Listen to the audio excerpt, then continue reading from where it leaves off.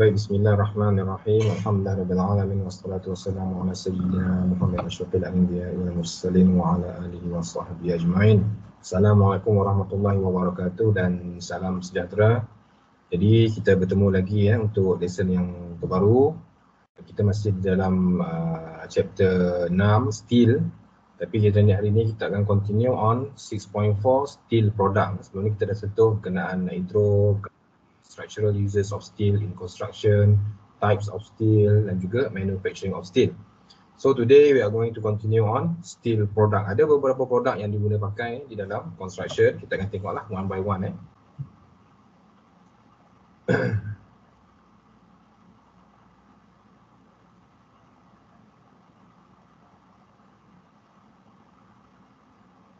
Okay. Steel product. Jadi sebenarnya untuk sebarang produk steel untuk construction, dia akan merujuk kepada British Standard BS 5950 yang mana dia akan bagi grades pada ultimate tensile strength ataupun design strength of the steel. Jadi kita akan tengoklah sekejap lagi table berkenaan grade of steel yang telah ditetapkan oleh standard, di mana yang akan menjadi rujukan dan juga akan digunakan pakai untuk produce steel product yang diguna pakai untuk construction. Jadi untuk steel product ni ada beberapa produk.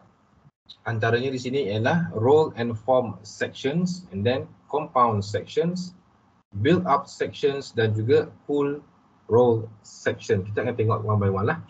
Okay. Sebelum itu saya nak tunjukkan dulu grade of steel yang available lah, especially di Malaysia. Sebenarnya grade of steel ni seperti konkrit juga. Dan juga lain-lain material yang digunakan pakai secara standard seluruh dunia. Namun standardnya berbeza mengikut region lah. Sekarang kalau Malaysia mostly kita akan refer British Standard dan sekarang dah mula refer kepada Eurocode dan sebagainya.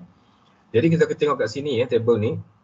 Dia bagikan kepada tiga lah, grade steel, thickness dan juga design strength ataupun ROY dalam unit Newton per millimeter square. Thickness dalam unit mm dan steel grade diberikan nama lah.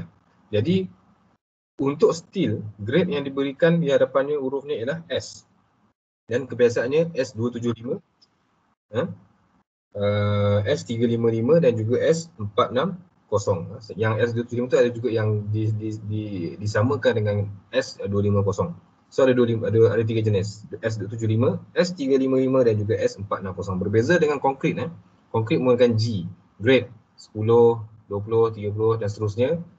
Belakang dia pula ada N untuk normal dan selebihnya pelbagai jenis konkrit yang lain lah. Macam-macam lah, bergantung pada kegunaan semasa satu-satu projek.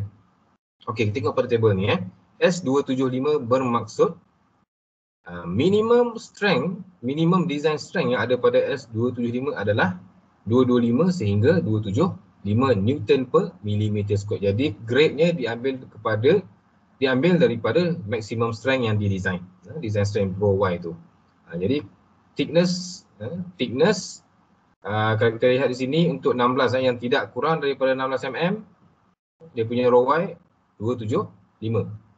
Design strength dia adalah 275 Newton per millimeter square sehinggalah ke ketebalan yang 150 dan design strength ialah 225 Newton per millimeter square. Jadi untuk S275 ni ada certain part yang diguna pakai. Yang kedua ialah S355 16 sampai ke 150 mm juga, dan range strength-nya ialah bermula daripada 295 sehinggalah 355 Newton per millimeter square. Jadi yang available thickness yang less than or equal to 16, 40, 63, 80, 100 dan juga 150. Sama dengan untuk S275. Seterusnya yang tertinggi lah biasa digunakan pakai. Sebenarnya ada lagi high strength steel dan sebagainya. Itu depends on project ataupun situasi bergantung pada construction tersebut. Ini yang standard yang diguna pakai secara meluas. Okey, S460. Dia punya thickness kurang sikit daripada S275 dan juga S355. Iaitu 16 hingga 100 saja. 16, 40, 63, 50 dan 100. Dan maximum design strength yang dia boleh apply ialah 460 kosong, dan minimum pula ialah 400. Yang ni untuk roll section lah, untuk roll section, dan juga thickness elemen yang tu ialah thickness elemen untuk cross section elemen tu sendiri. Okey, ini adalah just intro untuk steel product. Alright, seterusnya kita pergi kepada roll and form section. Ini bermaksud roll and form section ni yang dibuat di kilang. Directly keluar bentuk macam ni lah. Dia roll, dia panaskan besi tu, dan dia roll dan dibentukkan mengikut jenis produk. So di sini kita dapat lihat ada 9 produk asas yang diguna pakai, yang dikeluarkan oleh penggilang-penggilang section of steel. Okey. Ada angles, ada T, ada channel, ada column, beam, square, hollow section, rectangular hollow section, dan juga circle hollow section. Sebenarnya banyak lagi produk-produk yang boleh dikeluarkan, tapi ini adalah produk-produk asas yang kebiasaannya diguna di dalam construction. Lain-lain produk tu mungkin special order. Okey, kita pergi pada yang pertama. Sebelum tu saya explain sikit lah. Hot roll section ni are produced in steel mills from steel billets by passing them through a series of rolls. The main sections are shown dalam gambar yang saya tunjukkan ni, dan juga jenis-jenis principal properties dia lah. Okey, pergi pada yang pertama, universal beam, UB. Beam tu yang bentuk I ni. Ini dipanggil universal beam lah. Nanti tengok apa beza column dan juga beam. Dua-dua I juga. H kalau terbalikkan H juga, tapi tengok nanti bezanya apa. Okey, kita pergi pada UB dulu. Ini adalah very efficient section, section yang paling efficient untuk resist bending moment about major axis. That's why dia guna pakai untuk beam. Jadi paling baguslah untuk dia resist masalah bending moment tu. Okey, you all akan belajar dalam design, dalam subjek design you akan terkenal lah apa itu design beam, apa itu bending moment, shear force, dan juga lain-lain. Okey, pergi pula pada yang kedua, UC ataupun universal column. Hampir sama. Okey, tengok sini. Untuk universal column, primarily to resist axial in high radius of gyration about the minor axis to prevent buckling that plane. Dengan design seperti ini dia boleh prevent buckle. That's why dia declare sebagai column. Kalau beam untuk resist bending moment. Kita tengok perbezaan antara beam dan column ni. Kita akan lihat dekat sini. Tengah ni lebih pendek daripada kedua-dua sisi flange dia. Itu dia dikira sebagai column. Kalau yang tengah ini lebih panjang daripada kedua-dua sisi flange dipanggil beam. So tolong ingatlah bentuknya sama, HI. Tapi membezakan ialah panjang antara tengah dan juga dia punya flange. Alright. Seterusnya ialah channels, C. Macam mana nak kenal channel C? Bentuknya C. Kalau ditidurkan jadi macam U. Yang penting nampak CU itu ialah channel lah. Kalau beam digunakan pakai untuk beam, column digunakan untuk column. Channel ni mostly ada juga yang digunakan pakai untuk buat column dan juga beam, tapi dengan orang kata apa, load ataupun design load yang rendah lah. Dia taklah seperfect boleh tanggung beban seperti universal beam ataupun column seperti universal column. Dan juga channel juga banyakkannya diguna pakai untuk kekuda bumbung ataupun lain-lain kekuda lah. Okay, used for beams, bracing members, truss members and in compound members. Banyak kegunaan dia. Antaranya tadi ialah beam boleh guna pakai, bracing member boleh guna pakai sebagai pengikat, truss member kekuda, dan juga compound members. Okey. Seterusnya yang keempat kita tengok pada equal and unequal angles. Bila kata equal dengan unequal ni maksudnya sama ada kedua-dua sisi ni sama panjang ataupun tidak lah. Bila kata angles ni dia berbentuk L. Okay, these are used for bracing members, truss members and for purlins and sheeting rails. Boleh digunakan pakai untuk bracing, juga untuk kekuda, purlins dan juga sheeting rails. Itu kegunaan dia. Okey, seterusnya yang kelima ialah structure Ts. Macam mana kita nak kenal Ts? Bentuknya T Dan produk ini diguna pakai untuk kekuda bumbung juga, pengikat, ties dan juga light beams, beam-beam yang ringan untuk struktur-struktur yang kecil yang menanggung beban yang kecil. Jadi section ni produced by cutting a universal beam or column into two parts. Nampak? Jadi beam atau column dipotong dua, boleh menjadikan T dengan function yang saya sebutkan tadi. Okey, seterusnya ialah yang keenam, circular, square and rectangular hollow section, CHS, RHS dan juga SHS. Produced from flat plate, dibuat daripada flat plate.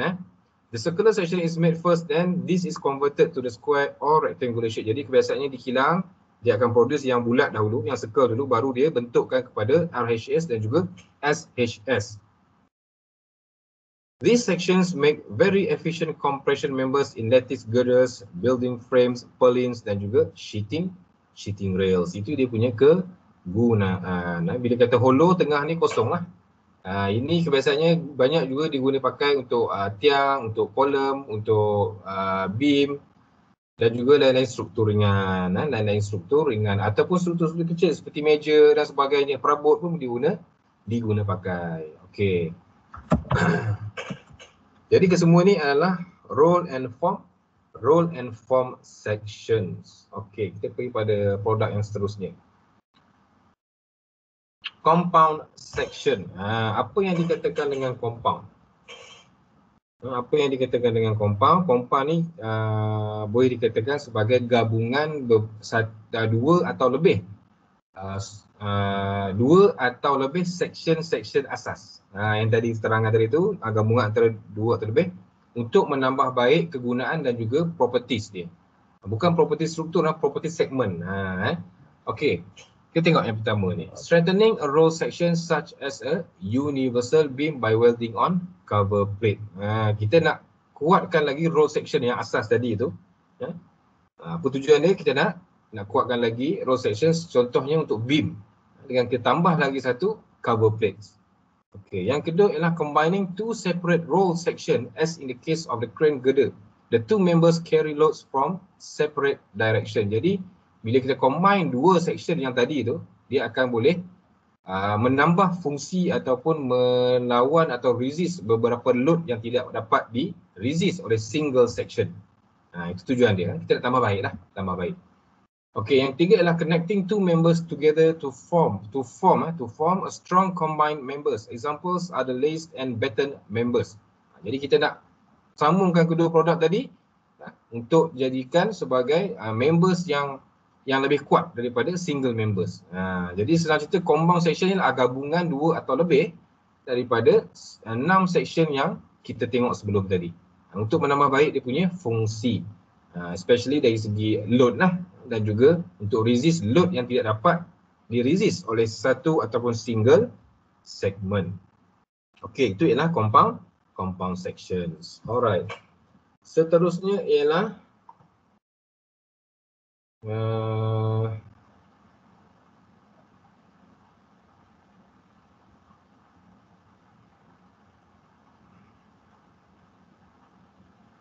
ada lagi dua section yang tak ada slide di sini, tak apa, saya akan explain. Atau yang ketiga ialah build up section. Alright, apa dia tambah kat sini, no problem. Build up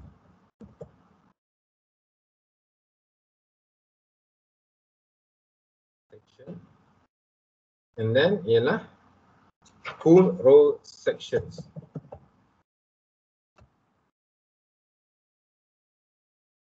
Okey, kita pergi pada yang pertama dahulu. Apa itu build up section? Build up section ni made by welding plates together to form IH or box members, which are formed plate girders. Build up columns, box girders or columns respectively. These members are used where heavy loads have to be carried, and in the case of plate and box girders, where long spans may be required. Jadi build up section ni dia dibuat daripada steel plate. Kita bentukkan mengikut bentuk-bentuk yang kita nak. Kenapa? Kemungkinan kilang tak boleh produce saiz yang besar. Saiz yang besar di mana perlu bawa steel plate ke site dan dipotong dan dibuat di site through welding dan juga selainnya lah. Itu ialah build up section, dibuat.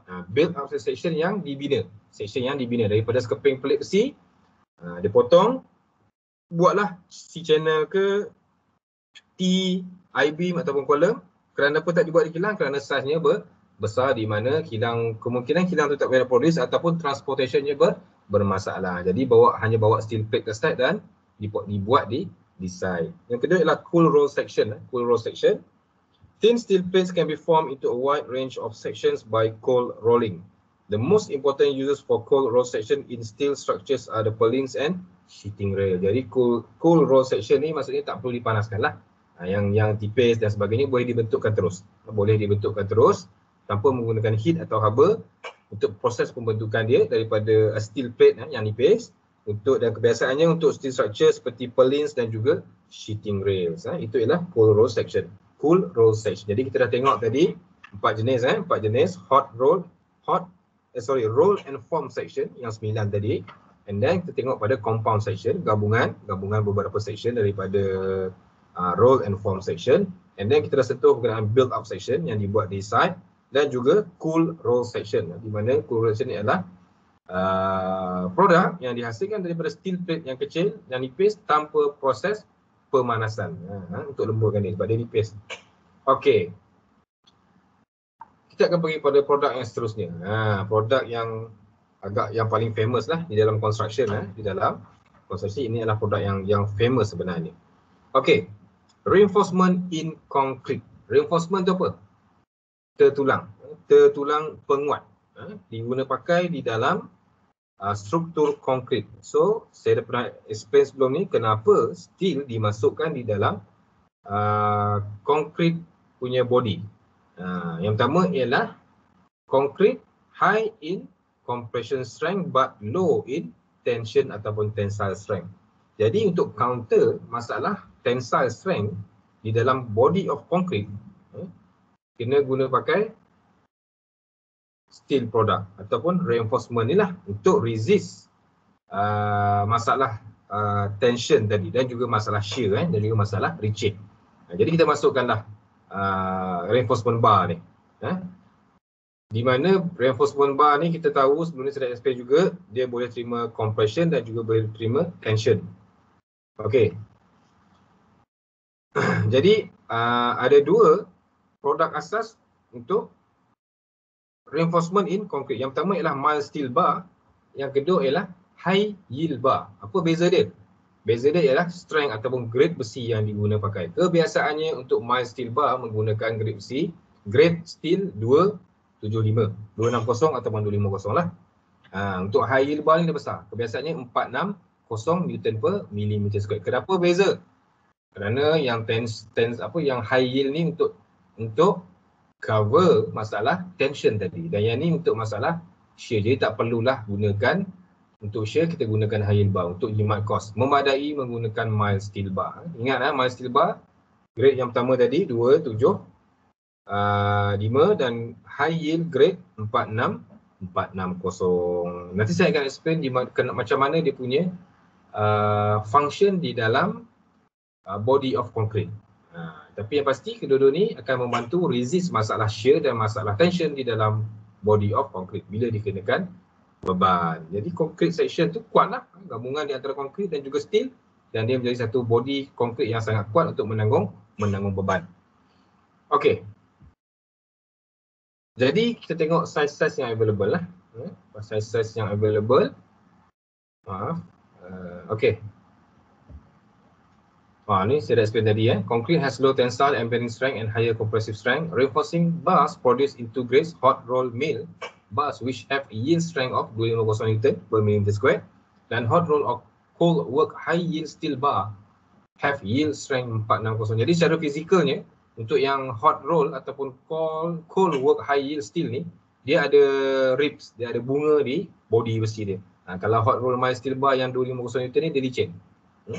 Okey. Ada dua jenis type, deform bar type 1, square twisted cold work bars, dan juga deform bar type 2, hot roll bars with transverse ribs. Yang tadi tu dah. Dan kebiasaannya untuk reinforcement bar ni standard yang ada di dalam pasaran mengikut standard. Kita tak boleh order selain daripada yang ni. Saiz 6mm, 8, 10, 12, 16, 20, 25, 30 dan 40mm. Sekarang dalam designing of steel ataupun konkrit tak ada selain daripada saiz ni. Hanya saiz ni yang available untuk design untuk concrete structure yang standard digunakan pakai seluruh dunia. Dia tak boleh kita tiba-tiba nak order daripada kilang 41, 39, tak ada. Ini saja 6, 8, 10, 12, 16, 20, 25, 32 dan 40mm. Saiz yang standard. Alright. Kita terus pergi kepada produk yang seterusnya. Pre-stressing steel. Pre-stressing steel ataupun tendons. Produced in the form of wire and strand according to BS, British Standard 5896 1980. Ataupun untuk bar BS 4486 1988. Jadi strand ataupun pre-stressing bar ni ada range tensile dia. Iaitu di antara 1570 dan 1860 Newton per millimeter square. Kuat kuat. And maximum relaxation of 3 to 8.5% for initial stress equal to 70% of characteristic strength. Sangat kuatlah. Ada 3 jenis untuk pre-stressing steel ni. Wires, strand dan bars. Alright. Ini contoh. Kabel lah senang cerita. Kabel lah. Strand, wires, bars tu kabel lah. Ini biasa untuk pengikat, untuk hinge, untuk apa nama. Paling mudah kalau kita dapat lihat di kolom-kolom ataupun tiang-tiang elektrik, dia akan distablekan oleh kabel-kabel ataupun wire strand ni lah. Dan juga digunakan pakai di dalam pre-stress structure atau post-tension structure yang kita belajar dalam bab konkrit sebelum ni. Jadi dia punya reinforcement dia menggunakan wires ataupun strand ataupun bars. Ni lah, dia tak pakai yang bars yang kita tengok tadi tu, yang high yield dan juga mild steel tu. Ada juga pakai, tapi yang ni adalah bahan reinforcement utama untuk pre-stress ataupun post-tension structure. Okey. Seterusnya kita pergi kepada produk yang bolting, nut dan bolt. Ini pun produk steel Okay, bolts should have adequate tensile strength and toughness and should not slacken owing to relaxation at elevated temperature. Jadi bolt dan nut ni kena kuat lah, sebab kita nak ikat di antara dua segmen besi dan dia mesti kuat. Kalau besi dah kuat, dua segmen kuat tapi dia tak kuat, tak guna juga, akan putus, akan rosak dan sebagainya. Ada dua jenis. Yang pertama ialah ordinary bolts in clearance holes dan juga high strength friction grip bolts.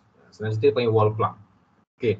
Untuk ada dua grade. Yang pertama ialah 4.6 dan yang kedua ialah 8.8. Mild steel untuk 4.6, yield stress dia ialah 235 Newton per millimeter square dan juga high strength steel yield stress yakni 627 Newton per millimeter square dan dia sangat kuat lah. Kalau kita tengok grade dia ni lebih kuat daripada 3 grade yang kita belajar tadi. Jadi antara diameter yang utama yang ada ialah 12, 16, 20, 22, 24 dan juga 30 mm. Bolts are normally used to resist direct shear tension and torsion. Jadi kegunaan bolts, fungsi ataupun objektif dia adalah untuk resist direct shear tension, tegangan licin, regangan licin dan juga torsion, pulasan. Jadi sebenarnya saiz bolting, jenis bolt, grade bolt, jarak di antara bolt perlu ada design. Bukan sebarangan kita book dua segmen besi, kita ikat dia, tak. Ada design dia, berapa bilangan dia, saiznya berapa, jenis apa. Jarak antara satu sama lain bolting tu ada dia punya calculation dia. You all akan belajar nanti dalam structural steel design. Okey.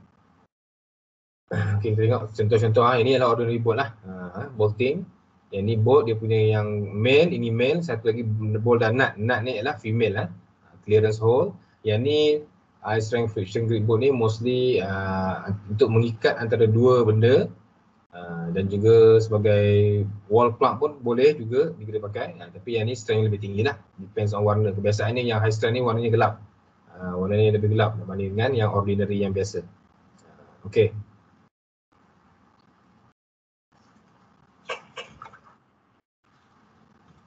Alright, habis berkenaan product of steel. Okey. So habis lesson kali ini, kita akan continue on next lesson on advantages of steel as structural members dan juga testing of steel. Dan kita akan habiskan bab 6 lah, tinggal lagi 21 topik. So saya summarizekan untuk lesson kali ini, steel product. Kita dah tengok tadi, grade of steel. Grade of steel.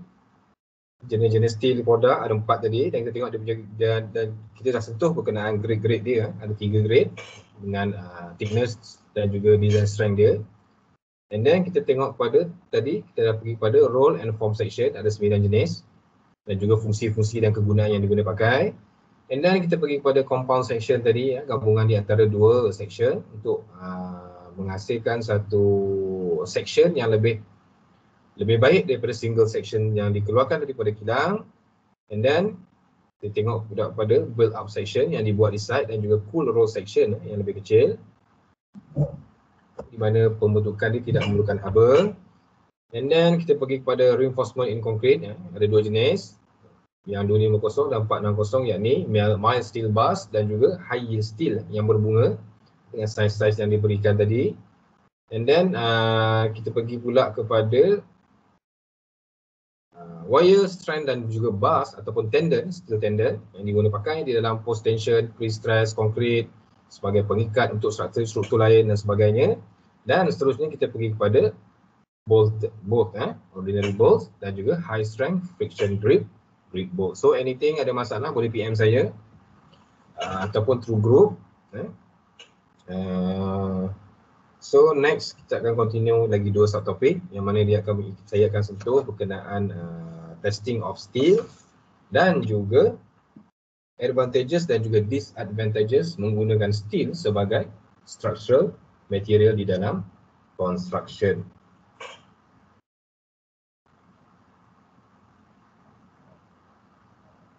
Baik, saya tangguh dahulu lesson kita kali ini. Terima kasih, selamat belajar dan Assalamualaikum warahmatullahi wabarakatuh.